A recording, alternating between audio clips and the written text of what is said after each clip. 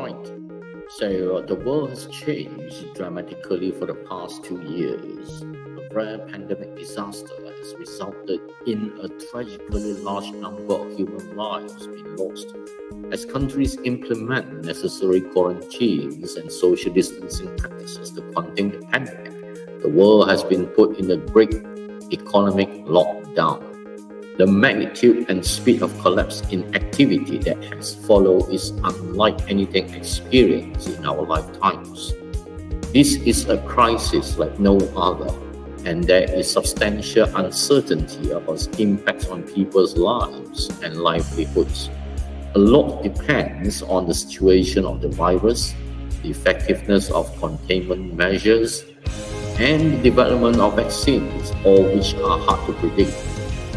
In addition, many countries now face multiple crises: a health crisis, a financial crisis, and a collapse in commodity prices, which interact in complex ways.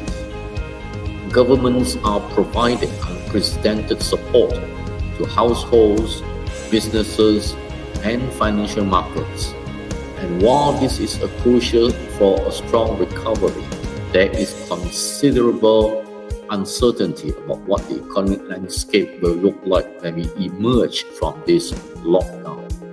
The overall loss to global GDP over 2020 and 2021 from the pandemic crisis could be around $9 trillion, greater than the economies of Japan and Germany combined. This is a truly global crisis, as no country is spared. Countries reliant on tourism, travel, hospitality, and entertainment for the growth are experiencing particularly large disruptions. Moreover, several economies enter this crisis in a vulnerable state with high debt levels.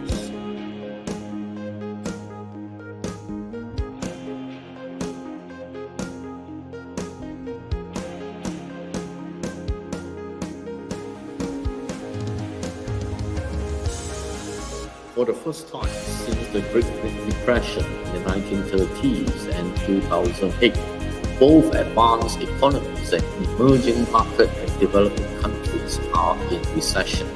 Income per capita is projected to shrink over 170 countries. Both advanced economies and emerging market and developing markets and economies are expected to partially recover in year 2022. Flattening the spread of COVID-19 using lockdowns allows health systems to cope with the disease, which then permits a resumption of economic activity. In this sense, there is no trade-off between saving lives and saving livelihoods.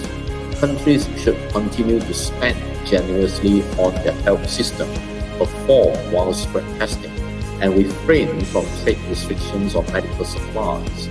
A global effort must ensure that when therapies and vaccines are developed, both rich and poor nations alike have immediate access. While the economy is shut down, governments will need to ensure that people are able to meet their needs and that businesses can pick up once the acute phases of the pandemic pass. This support should continue throughout the containment phase to minimize persistent effects that could emerge from lack of investment and job losses in this severe economic downturn. Government must also plan for the recovery. As containment measures come off, policy should shift swiftly to supporting demand, encouraging employment, and help the private sector to recover.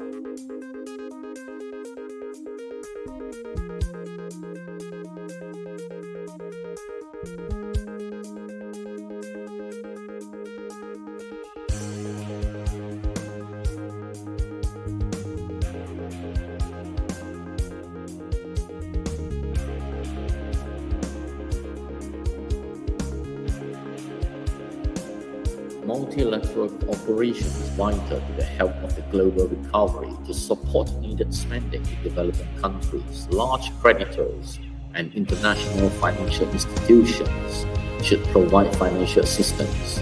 Collaborated effort is needed to ensure that the world does not deglobalize, so that the recovery is not damaged by further losses to productivity.